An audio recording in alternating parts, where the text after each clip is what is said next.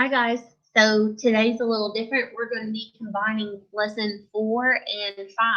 So the first part is with lesson 4, and we're only going to be doing 4.1. This talks about finding the 5 W's and how. We're going to be using the paragraphs below to complete the 5 W's and how list. If you don't know what those 5 W's are, over on page 42, it talks about that. It's who, what, where, when, and why. So we really want to question who, what, where, when, and why to help us to better understand this reading, you know. So we're going to look at this. We're going to read it. There's only 3 paragraphs, so you're going to number them 1, 2, and 3. Okay. And we're going to be listening and learning and trying to figure out who, what, where, when, and why, and what's going on. The final prehistoric cultural group of North American mound builders was the Mississippian cultural group. This was perhaps the most developed mound culture of all. They were a people who relied on corn as the most important food crop. They lived in large towns and sometimes referred to as city-states. They were populated by hundreds, if not thousands, of people. The largest Mississippian town was Cahokia in Missouri. Within each Mississippian town, there were several mounds, but the most important mound was a flat-topped mound upon which sat a religious temple or a ruler's home. The flat-topped mound was usually constructed in a central plaza. Mississippian mounds were several stories high and were symbols of the people's religious beliefs. So this whole time I've been reading and I'm like, I don't know what a mound is. Do you? No. But here it just said it. It said that Mississippian mounds were several stories high and were symbols of the people's religious beliefs. That might be something like a key idea to underline. The Mississippians worshipped the sun and their ancestors. They were expert craftspeople, artists, and builders, and the people were governed by powerful leaders and priestesses, and their religious beliefs touched every aspect of their lives. When Europeans came to North America, they encountered the Mississippian people. The largest mound in this town is one of the mounds still in existence today, so it's still around, and is known as Monk's Mound. It covers an area of 16 acres. It is larger at the base than the Great Pyramid of Giza in Egypt. That's so big. Okay, so let's look over on the next page and let's talk about who is this talking about? Who is this talking about? Who is this whole story right here talking about? Well, guys, isn't it the North American mound builders? Look, the final prehistoric cultural group of North American mound builders. This is who we're talking about. This is who. This is what culture. This is what grew. So we're going to write for who? We're going to write North American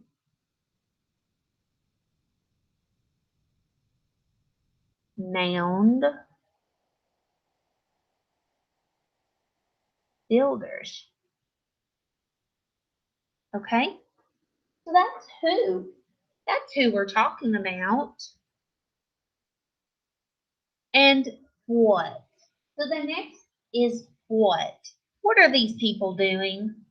What are they building? Well, kind of tells you in their name. They're mound builders, right? The final prehistoric culture group of North American mound builders was the Mississippian culture group, and perhaps the most developed mound culture of all. They were a people who relied on corn. Okay, they lived in large towns. We got it. The largest Mississippian town, we know the name, and within each town there were several mounds. But most importantly, so they were building mounds, right? They built mounds. That's what they're known for.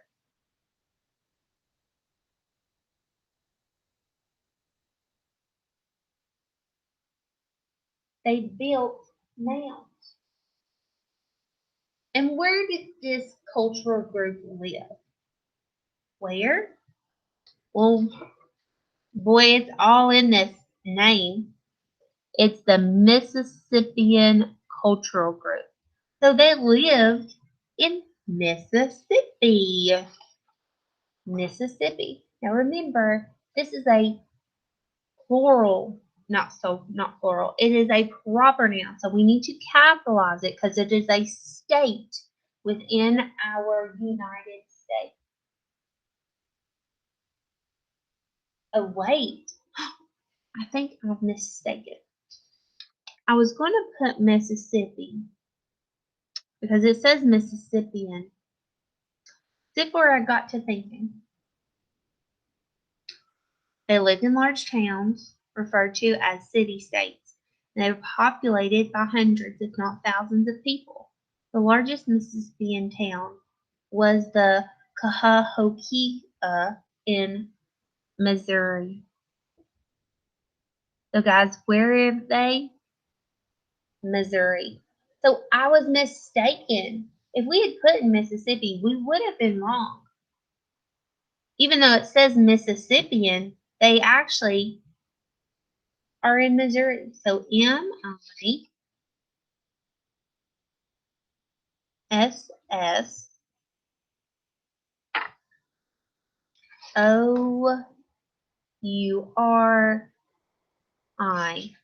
Missouri. Okay, so Missouri.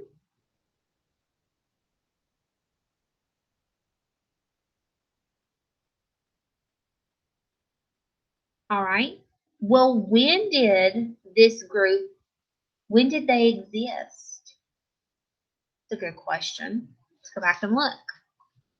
When did they exist? Well, within each Mississippian town, there were several mounds, but the most important was a flat top, got that, upon which sat a religious temple or a ruler's home.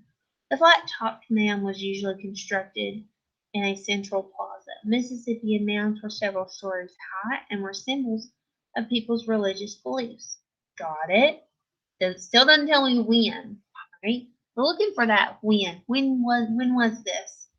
The Mississippians worshipped the sun and their ancestors, and they were expert crafts artists and builders. The people were governed by powerful leaders and priests, and their religious belief touched every aspect of their life. When Europeans came to North America, oh, they encountered the Mississippian people. So this happened, and these people were around way before anyone ever came over. So this happened long ago, didn't it? So long ago, before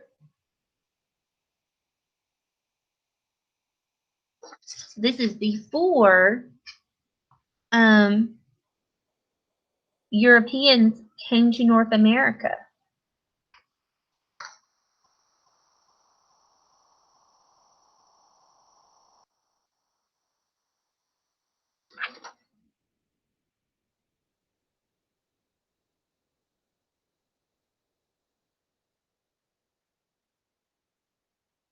So long before Europeans ever came to North America.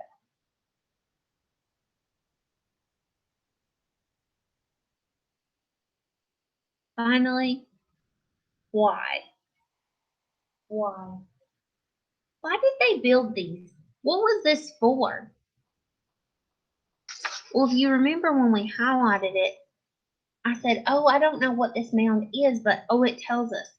Mississippian mounds were several stories high and were symbols of people's religious beliefs. It was a religious symbol.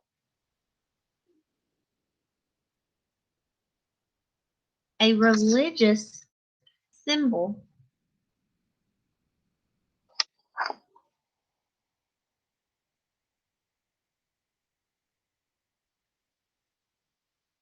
Okay. And finally, how were the Mississippian mound builders different from other mound builders? Hmm.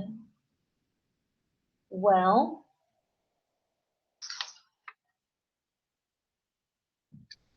it did say that they were one of the largest, most populated, right? It was one of the largest, referred to as a city state. Um, let's see what else. The largest mound.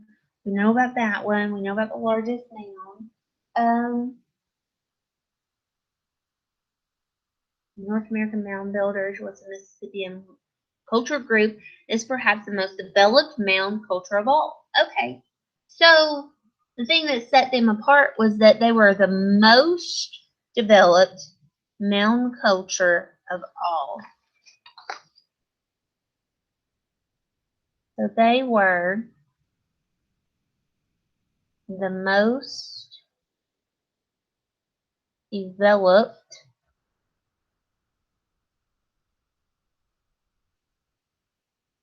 mound culture of all.